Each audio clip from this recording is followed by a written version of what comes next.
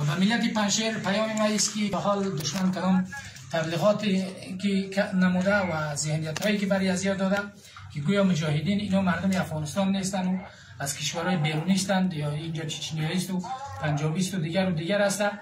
مردم میکشد دیگه، زنای مردم میگریزاند یا دخترای مردم خدا نخواسته.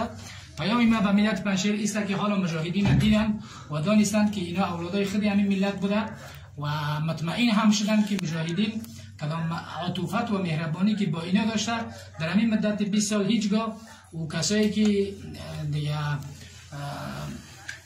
تا حال در پهلوی یک نظامی آورده شده و تعمیل شده امریکایی بودن، اونا یا عطوفت و مهربانی را با این ملت نداشته.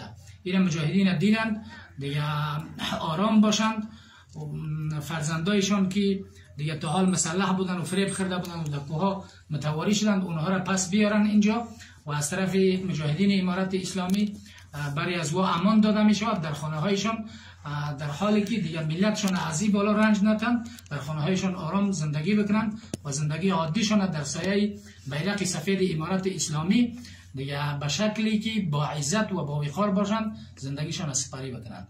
بسیار خوب. محترم قاری صاحب، به مجاهدین امارت اسلامی توصیه تان چی است؟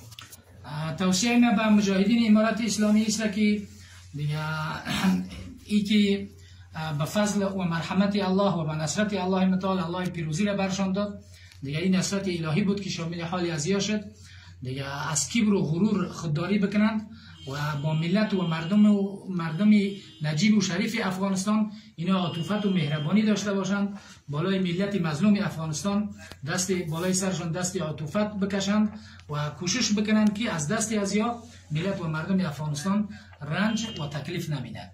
تشکر محترم. تکبیر. الله اکبر. الله اکبر.